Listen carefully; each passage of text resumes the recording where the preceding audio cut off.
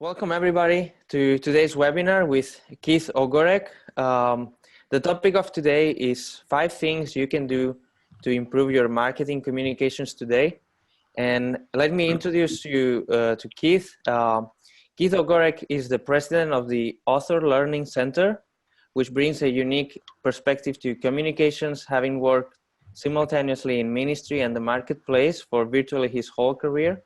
And using his previous experience as a marketing and communications professional in bank marketing at a global ad agency and at the world's leading self-publishing company, he has worked with a number of ministries to vastly improve their communication and development efforts by crafting a message that is compelling, differentiating, and true.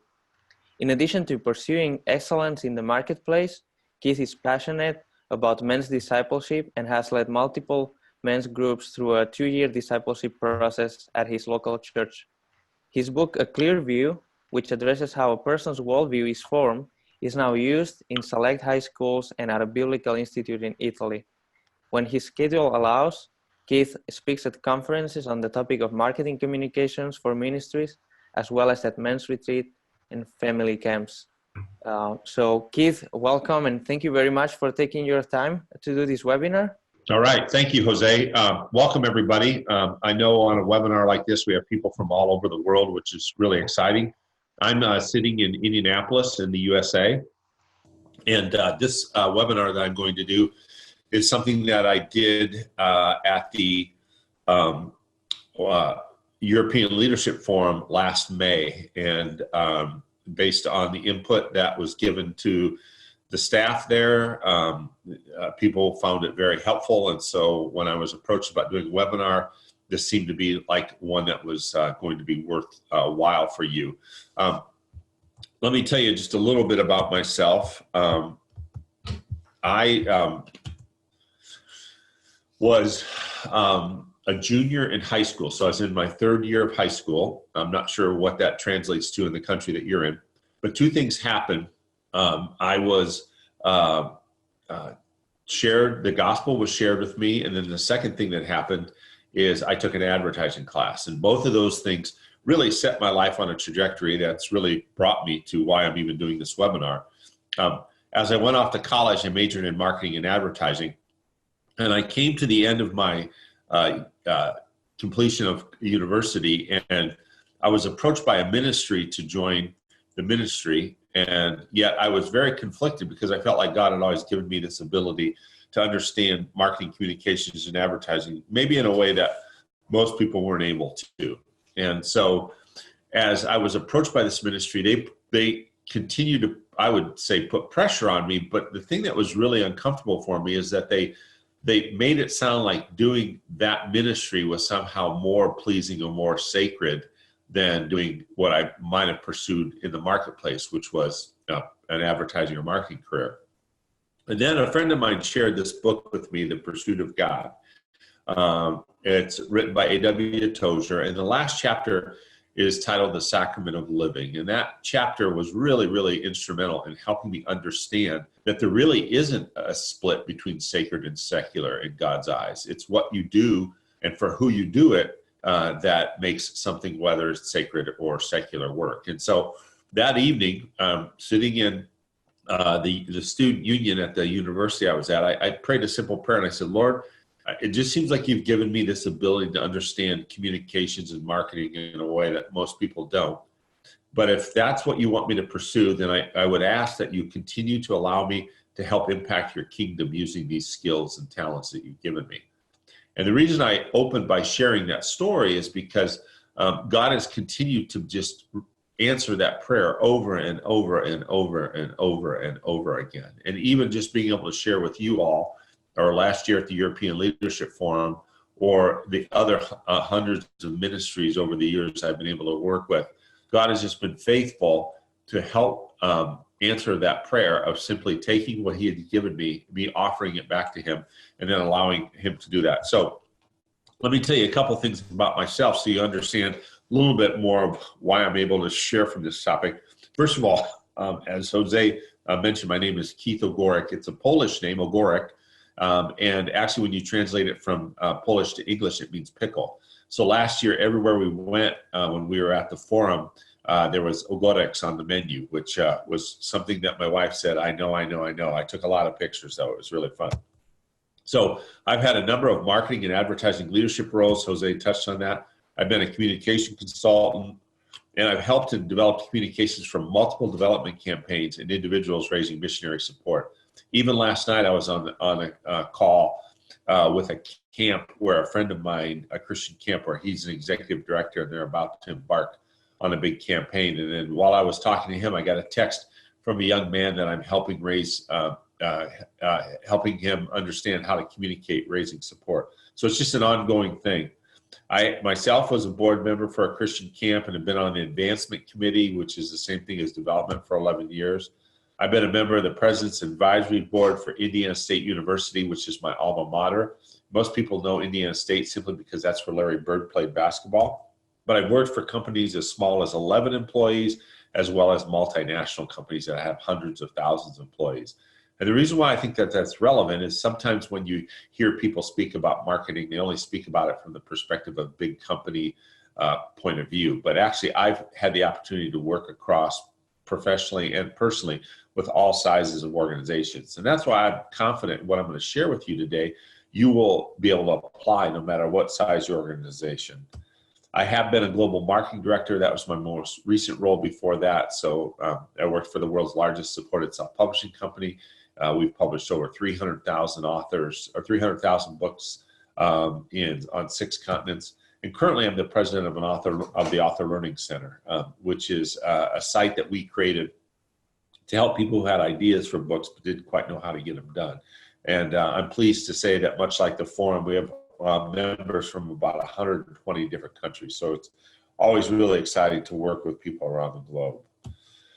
So what I want to share in these 5 things that will help you make your marketing communications even more effective is some principles that are foundational to understanding this. Effective communication is the foundation of all relationships. We should, and I believe as Christians, we should be the best communicators and designers as a matter of stewardship. And there's principles that I want to share with you that will help you do that. And what I can say with great confidence is that if you take some of these things, you can immediately apply them and begin over time to be more and more effective in communicating what your ministry is about and why it's so important that you accomplish what God has given you. So there's 2 ways we're going to break this down. The first is I'm going to talk about the message. And the message is like making and keeping a promise. And then I'm going to talk about media. How do you communicate that promise? So those are the 2 big buckets. So let's look at the message, and that's what you say. Think of your marketing communications in this way. It's simply as making and keeping a promise. Now that sounds very simple, but all relationships are sustained based on this interaction. If you think about it, if you encounter someone, whether it be in your church or in your neighborhood, and the person is not honest and not truthful, or they don't keep their word, it doesn't allow for the relationship to continue. And so what you want to do as you communicate is you want to make promises that are clear and promises that you can keep. You also want to say something that is compelling, differentiating, and true. Compelling is important because that's something that's going to move people towards action. Differentiating is important because that says, what do you do that's different from what everyone else does? And true is important because you don't want to just use hyperbole and things to overpromise with people. You want to say what's true about your organization. The differentiation is always something that I think sometimes Christian organizations are uncomfortable with, because with these 3 adjectives, some people think we're trying to ask you to brag, and that's actually not the case. What we're actually trying to do is make sure that people understand what is the distinct call that God has on your particular ministry, and how is it that that person who's reading or you're speaking to can help you accomplish that call. That's really important. And one of the things that we need to understand is what are the benefits that you do and not just the features. Features tend to be things like facts, but benefits are what's the result of what will happen as I interact with your ministry. What are the stories that you can tell of people who have been impacted by the work that you're doing in your country or with a particular audience? one of the things that we tend to do when we communicate from a marketing standpoint is we try to tell people everything about us. But what we really want to talk about is what is it that they will accomplish by supporting you, by joining you, by helping you? What impact will you have in the lives of people? And that's really important. And I'm going to show you some examples of how that happens. And the key thing is to make sure that you help people understand what you will do for them or how they will feel as a result of interacting with you. Too often we do what I call a fact spit, where you just spit out facts about your organization. But what you really want to lead with is what impact will you have in the person's world that you're communicating with as a result of them starting and forming and maintaining a relationship with you. So that's the first principle. Think of your marketing and communication as making and keeping a promise. The second principle is understand that there are three distinct motivations that drive decisions. Every person is trying to actually accomplish one of three things. They're either trying to solve a problem, reach a goal, or achieve an aspiration. There's a distinction between these two, or between these three. A problem might be, I'm hungry. Reaching a goal might be, I want to eat Italian food. Achieve an aspiration might be go to a restaurant in my local area. It doesn't mean that you can't touch on each of these, but speaking to people based on the problem you solve for them or the goal you help them reach or the way you help them achieve an aspiration is really important. When I was working as a global marketing director for this self-publishing company, one of the things that I made a change in is the messaging that we used. We used to talk about the process and why it was better to self-publish versus not self-publishing or using a traditional publisher. And what we did is we just simply changed the headline to say, imagine holding a copy of your first book. And the reason why we changed that headline is because in the end, that's all anyone wanted to do if they'd written a book. They wanted to hold that first copy. And that was a significant way for us to grow the business. But the reason we did that is because of this understanding of what people's intrinsic motivations are. So the more you can frame your message in terms of how you solve a problem for them, help them reach a goal or achieve an aspiration, the more success you will have. And this is important. Having a favorable opinion of something or thinking it's a good idea is not enough. You know, there's lots of organizations and lots of products and services that have failed, not because people don't think it's a good idea, but it doesn't fundamentally do one of these three things: solve a problem, reach a goal, or achieve an aspiration. So you really want to make sure that you take some time to understand that. Now I'm going to show you some different headlines of how this makes a difference. So this first is from the marketplace. So one of the clients that I worked with over the years is RCI. They're the world's largest timeshare exchange company. I don't know if anyone on this webinar has been to timeshare. When we started working with them, they would make this statement: we have more timeshare exchange opportunities than anybody else. But what we found out is actually the reason why people chose timeshare was not because it was economically beneficial over a hotel or that. It was because it forced them and put them in a disciplined way to make memories with the people they loved. That's how they were using timeshare. And that came about because we just had conversations with their customers and listened to what they said. So we changed the headline to, are you ready to make some memories with the one you love? And with the ones you love. And that simple little change made a significant difference in their business. Author House is a leading self-publishing company. That's one that I worked with. This is the example I referenced earlier. We simply, when I took over, we were saying we can help you get published. But then we changed the headline to imagine holding the first copy of your book in your hands. This is so important. It seems subtle, but it's so important. The difference between these two headlines in each of these cases, or the difference between people becoming connected with the organization and not. Now, let me show you a couple of examples in some ministry settings and how this works.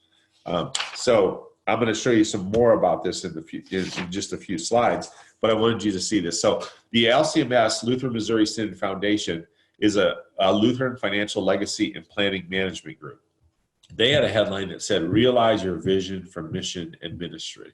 Now, what they do is they have financial instruments that help people who have estates and different things to use their money wisely to invest in ministries. So we changed the headline to provide for the people you love and the ministries you care about. And the reason why we changed that headline that way is because as we talked to people, what we found out is it wasn't that people weren't interested in giving money to help support ministries out of their estates. It's that they also wanted to make sure that they took care of those people who were part of their family. And so what we simply did is played back to them the very thing that they were interested in doing.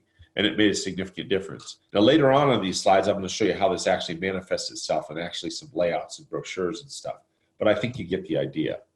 And then the last one I wanted to show is the crisis pregnancy centers. Depending on what country you're in, or depending on what your exposure has been, you're probably familiar with these. These are centers that help women who are pregnant and don't have anywhere to go. So the Crisis Pregnancy Center was about to embark on a campaign to raise money, and I'll talk about this in just a moment too, and show you the layouts that came about. They had a simple headline, Campaign for Life. Again, none of the headlines that I've showed you first are wrong or incorrect. It's just not very compelling. So what we did was we changed the headline to say, what would you do to save 2,400 babies' lives? And I'll show you why that's important, but or how we came about to that, and you'll see why it's even more important. So these different headlines take into consideration what is the intrinsic motivation of the audience. That's why it's so important to you listen to the people that you're trying to communicate with to understand what's important to them. And then if you can, if it's true, play back to them what you know they're motivated by. All right, so that's two of the things. Let me talk about the third one. And this one is my favorite. This is what I call apply the takeaway. So it's very easy for people to communicate about their ministry assuming that they exist. But let's say that tomorrow, for whatever reason, your ministry just did not exist. The question you have to answer is what would be lost and what would not get accomplished. Now, this is important because if you can identify what would happen if you shut your doors and you turn around, it helps you hone in on what is the uniqueness and the compelling thing that you do that no one else does. Now, this should align with your mission and vision, but this exercise will help make it clear what people get from a relationship with you that they can't get anywhere else. Because again, I'm going to go back to the original thing I said, that you want communication to be compelling, differentiating, and true. So this is always a hard thing for people to do, but I can tell you, after years and years of experience, this is perhaps one of the most important things for you to do, because it will help you hone in on what it is that you do and what it is that won't happen if you didn't exist. If you don't accomplish your fundraising goal, or you're not able to add the staff that you need, or you're not able to expand your ministry, what happens if you're not able to do that? Understanding that will help you arrive at how to turn that and make it a positive. And I'll show you how that will work in just a moment. Try to make a promise or convey a message that isn't about your category, but more specifically about what you do. And what do I mean by that? Too often when I see mission stuff, they talk about the concept of mission. That's what I would call a category. But what is it that God has uniquely called you to do to accomplish in your ministry and reaching the people that you need to reach? That's what you want to communicate. And that again, at times over the years, as I've spoken on webinars and seminars and in person for Christian organizations, this sometimes makes them feel uncomfortable because it feels like you're not being humble. But actually, I don't think it is. I think it's actually a matter of stewardship. If God has called you to do something unique, if he's giving you particular people to reach, then it's important for people to understand what that is. It's not because you're trying to manufacture it, it's because what God has called you to do. That's why I started off my seminar here today by telling you my story. I believe God gave me some unique abilities to understand these things, maybe different than anyone else. And so I want to be able to use those things to help you be more effective in your marketing communications so that you can accomplish what God has given you. There's a lot of things I can't do. I can't help you figure out your tax statements. I can't help you figure out your computers, but I can help you figure out your marketing communications. And so I don't feel like that's being unhumble. It's just true that God has given me this ability, and we want to make sure that people understand that and use that. Okay, so that's 3 out of 5. Let's talk about 2 related to media. As I said, message is what you say, but the media is how you say it. And both of these things work in concert to make sure that you're being more effective.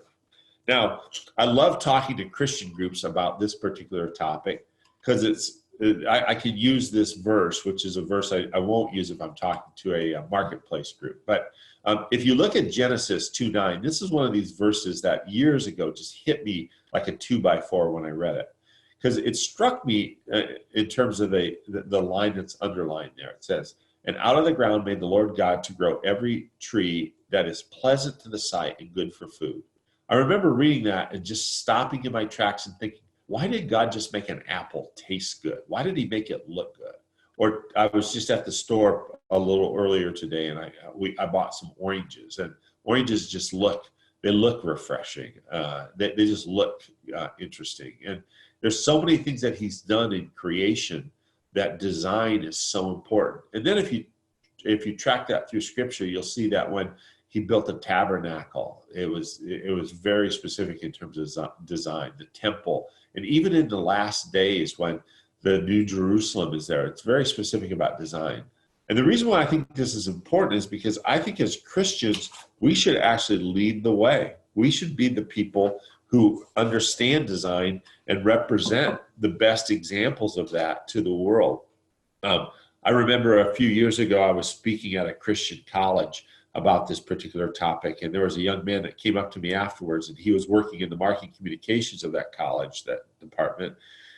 And he said that for the first time in his life, he didn't feel ashamed of what he did, because I guess he had known early on that he had this ability to just design things that were effective in terms of advertising and brochures. And he'd always worked in the marketplace, but he decided to go work for a Christian college. And in that way, somehow he was sanctifying his work. But what he began to understand after I shared this verse and some of the other things I'm going to talk about is actually it wasn't where you work that made your work sacred before God. It's for what reason that you did it, and if you did it with all your heart. And so design is something that is not something that I was actually trained in as I was going through school, but it's something that became very important to me as I began to understand how important this is in God's economy. So as you think about your design, this is something that you can start to do immediately. First of all, you should use photos, images, and captions. And the reason why this is important is because we are an image-driven culture, and we do not skip the captions. Now, I know for the most part, anyone who's been raised in the West, photos and captions are central to what we do. If someone puts a caption in a newspaper, we almost always read it. The reason for that is when we start as young children, children's books are essentially photos and captions, or images and captions. So our mind is wired from a very early age to just look for those kinds of things and read that after that. Your photos and captions should tell your story, because that may be all they read. When I go through this exercise with people that have worked for me at various points on creative teams, what I would often ask them to do if we were doing a brochure is pick the photos that you're going to use and write the captions before you write the rest of the brochure.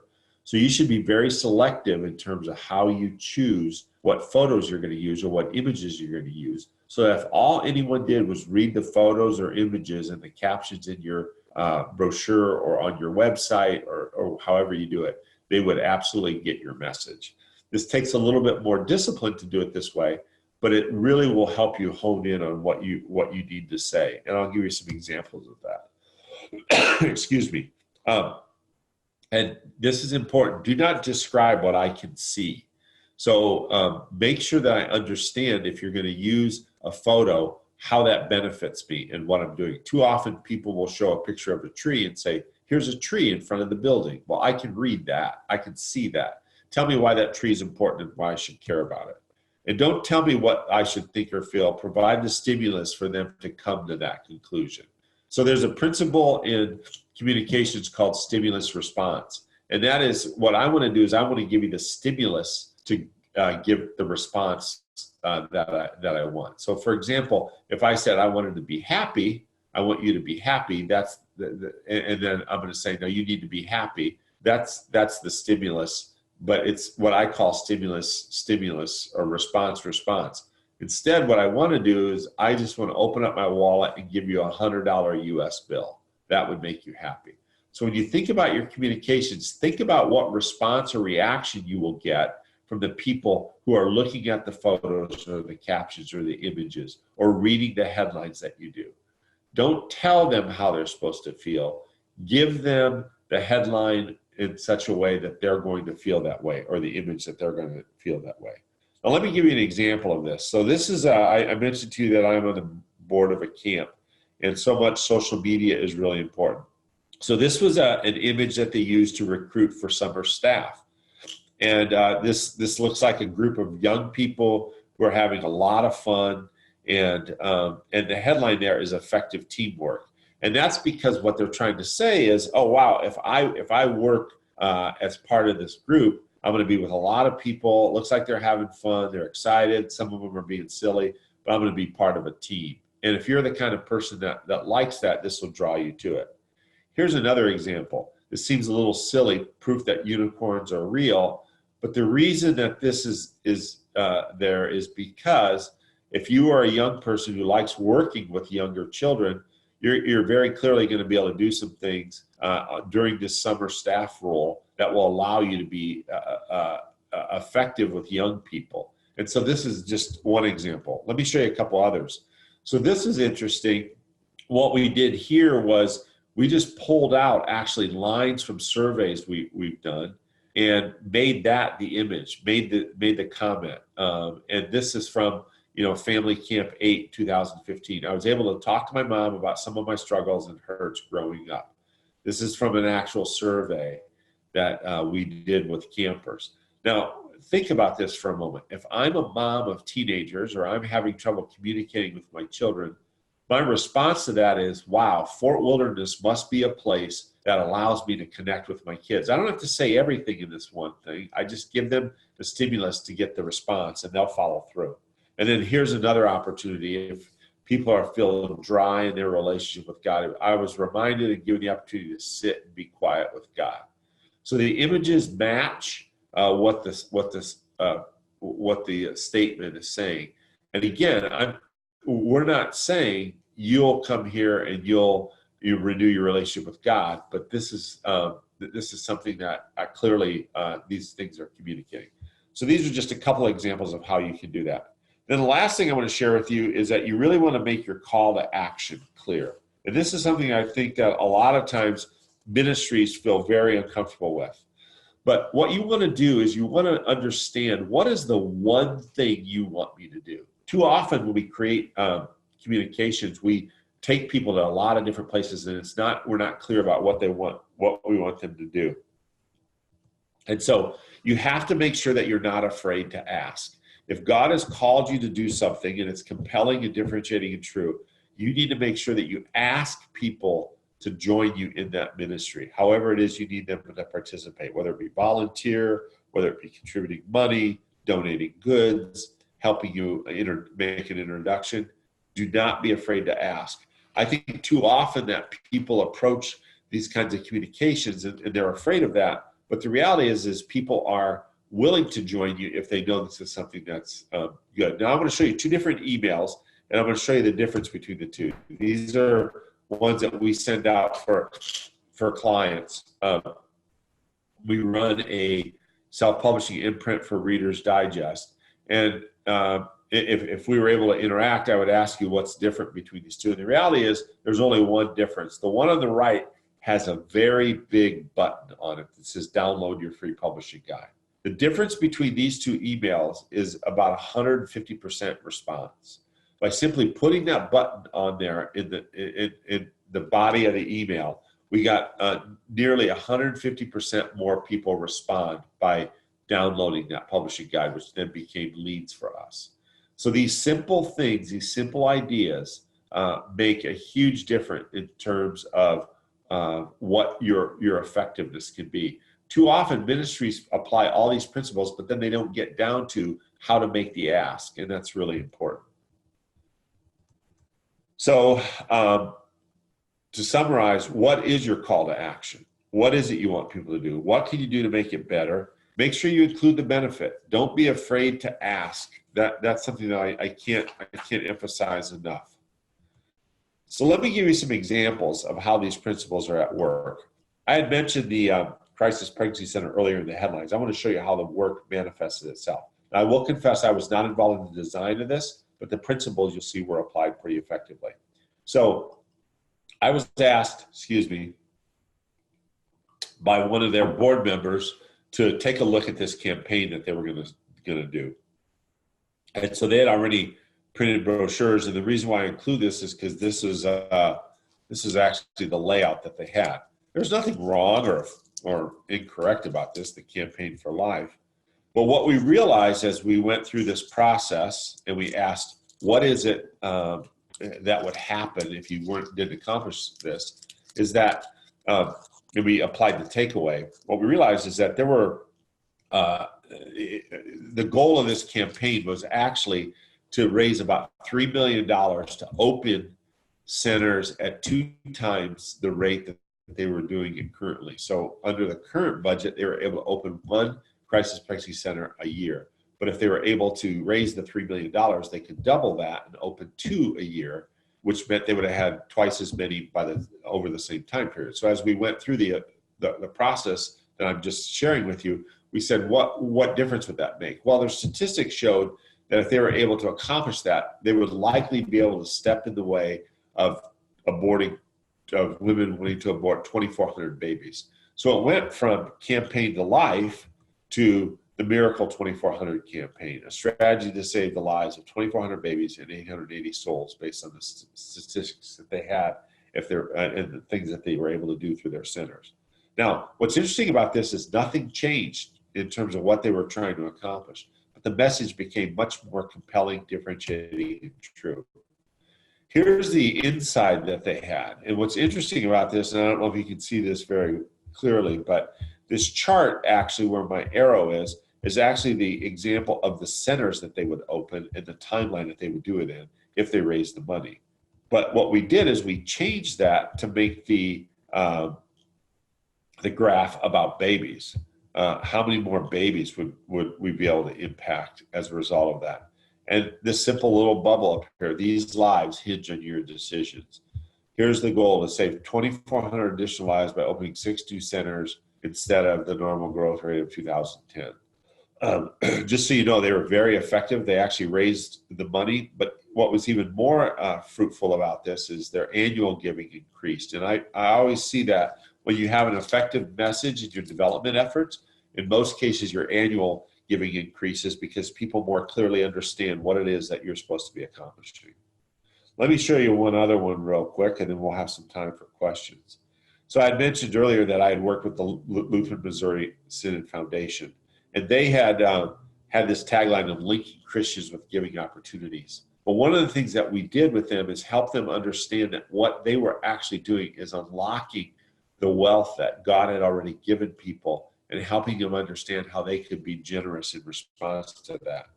So we created what was called a lifetime plan for giving. So this wasn't about them selling a product or telling them why people needed this, but they said, you know what, God has been generous to you. We're going to help you be as effective as you can, no matter what season of life you're in terms of your giving. This is the brochure I had mentioned earlier. This is what they were using to talk about the foundation. Realize your vision for mission and ministry. Not sure what those images are, not sure what all this has to do, but notice how they really just talk about themselves. The foundation customizes service to your needs. So we took the same products and offerings and changed it to this. Provide for the people you love and the ministries you care about. Resources for your family, support for the Lord's work. And then very strategic in terms of the photos. One had to do with showing family, but also different places where ministry, some with young people, and seeing that this is about investing in the future. This was the inside of the old brochure that went along with the realized vision for mission and ministry. And one of the things I want you to note is how many times the headlines talk about themselves. The LCMS Foundation webpage is a good place to start. The foundation helps Lutherans learn about wills and plans of giving. It's all about them. And so we made a change. So how can you provide for the Lord's, provide for your heirs and the Lord's work? And that's because that's what people are interested in. That's what they want to do. And notice that the photos, which you won't be able to read the captions on this small thing, but this is, if you're interested in building, if you're interested in investing in pastoral training, or you're interested in third world relief efforts like drilling wells. So all of those things become important, and those captions help people understand that by working through them, you'll be able to accomplish many things. Now, this will sound like I'm exaggerating, but it really isn't. When they started, when I started working with them, they were managing about $70 million in gifts. And in 18 months, they were managing almost $700 million in gifts. The assets that they were managing grew about tenfold as a result of just simply changing the way they communicated. What's interesting is the person who was the head of this foundation went on to be a university president.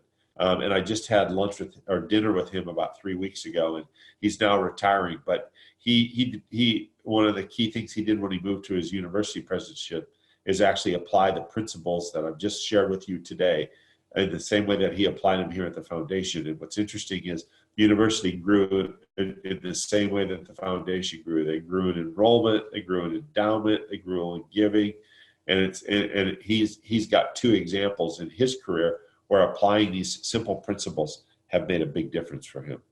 So last thing to leave you with, and I'll open it up for some questions. Remember, effective marketing communication is not like a thunderstorm. It's more like irrigation. Too often what we do is we just create these big campaigns, but we don't realize that what we really need to do is do things over time. And one of the things that you want to make sure that you do is you commit to the principles and not just the activity. Too often people think that marketing is a bunch of just tricks. But the reality is the principles I've just given you will allow you to be creative and free in terms of your message and your ministry, but also help you over time make sure that people understand why it's important that you accomplish what God has given you. The other thing to remember is you can't do everything at once. So the Lutheran Missouri Synod Foundation took about 18 months to implement and apply everything that we had talked about. But it gave them something to aim to, and it gave them an objective measure to make sure that they were using photos and captions, to make sure that they were focused on making a promise, to make sure that they were talking about benefits and not features. And the other thing to remember is you will just get better over time. Last night I was on the call with, as I said, I still serve on the advancement committee of this camp, and we were talking about how far the marketing for the camp has come. And incidentally, the camp is up 10% year over year, which again, from a camp standpoint, that just means they have more opportunity to reach people with the gospel. But they would attribute it to not one thing, not a thunderstorm, but an irrigation of just applying these principles. So what can you do with this today? Well, first of all, be clear about your promise. Take a hard look at your communication and say, am I really making a promise to people that's true, compelling, differentiating, and one I can keep? 2, really try and understand the motivations of your audience. Write down what you think they're trying to do. Put it in words. What problem are they trying to solve? What goal are they trying to reach? What aspiration are they trying to apply? And then 3rd, apply the takeaway. Let's say your ministry disappears tomorrow. What would happen as a result of that? As you understand that, you will be better able to communicate why it's so important that you accomplish what you have in front of you. Use photos, images, and captions. This is probably the easiest thing that you can do, and most people just don't do it. I'm telling you, if you put a photo or an image there and you use a caption, people will read them. And lastly, make sure that your call to action is clear. Do not be afraid to ask. If God has given you something to do, you're just really just letting people join you in that work. And just make sure that it's one thing that you want people to do. All right. Well, Jose, with that, I'll stop my portion and just see if there are any questions I can answer. Okay. So we have one question or one comment from Aline. Very helpful. I tend to be a report writer, so can already see how to change tag for one project we have in building a maternity unit. That's great. That's great. I'm glad to hear that. And so maybe that Christ Pregnancy Center was a good example. What's interesting is the guy who led that ministry, who I worked with, actually has gone on to be the president of another ministry aimed at helping women in pregnancy and his assistant just reached out to me a couple weeks ago to see if we could get together. So I suspect he's got some other things in the works.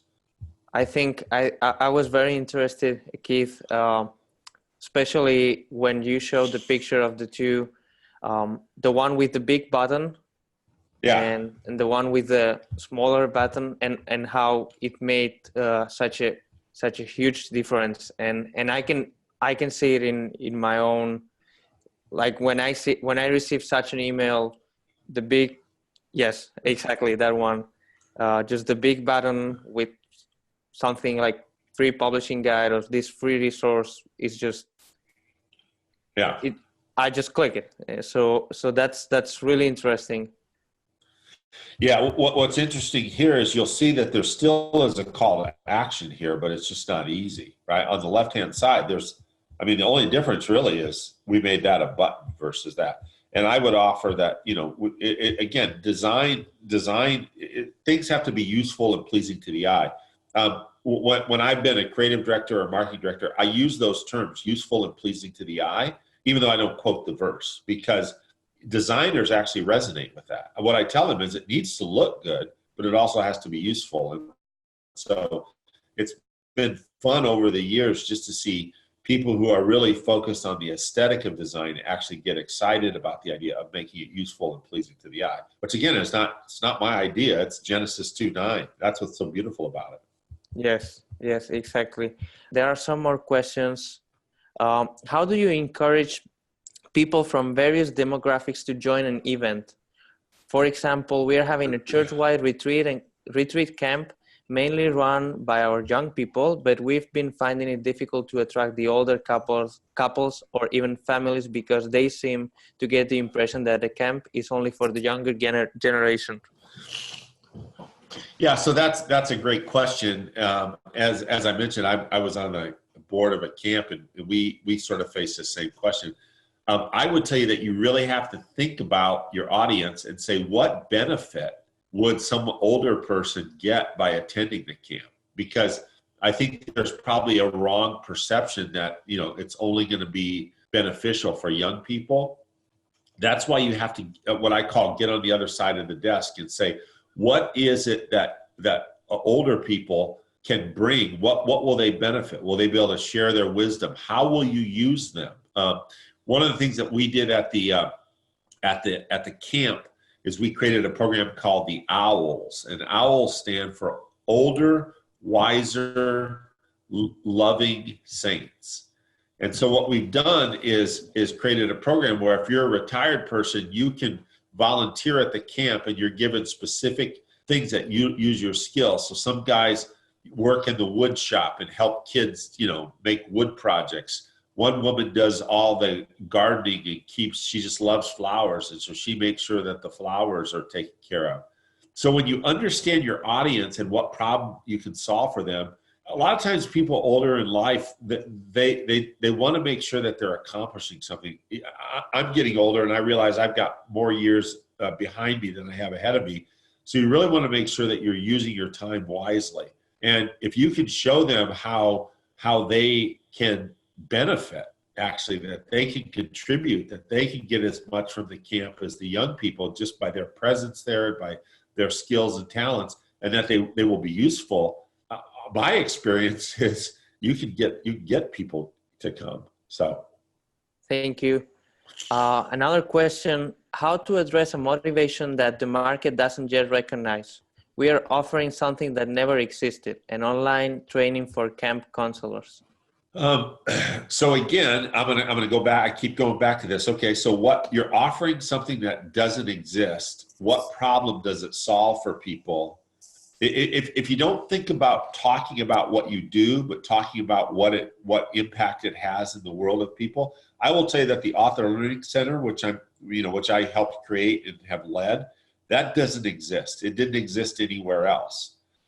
And so what we did is we created a site. And we didn't talk about the site. We talked about, and I don't know if this translates across continents, but we said it's a GPS for your publishing journey. So when you have a GPS, the first thing you do is you put in the destination that you want to go to, and then you start, and then the second thing is you put in where you're at, and then it maps your journey. Well, that's essentially what the Author Learning Center does.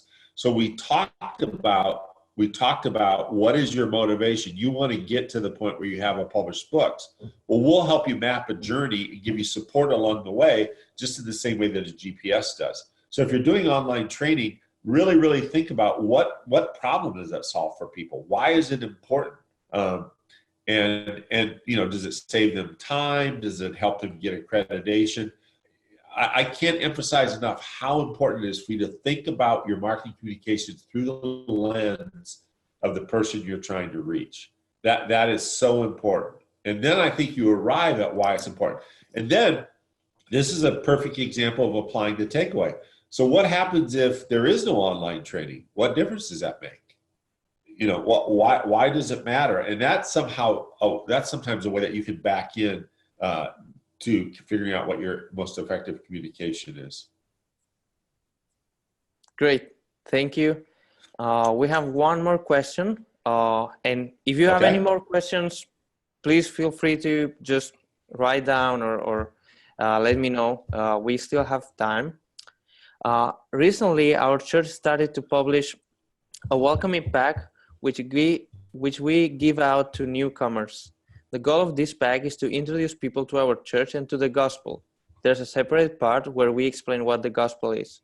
What do you think should be the essentials of a good welcoming pack?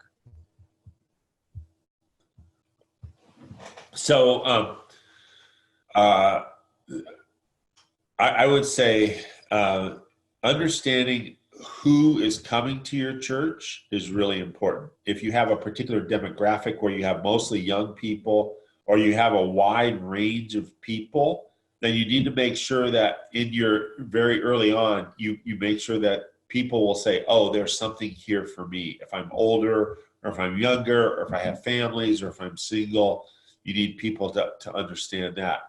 The second thing that you need to help people understand is how they can get connected. Because in the end, people are about relationship. And while, good preaching and good singing and all that stuff is key, people stay at churches and continue to be involved in terms of being connected. So I think those are two essential things that you need to have. Who is it that you're trying to minister to and reach?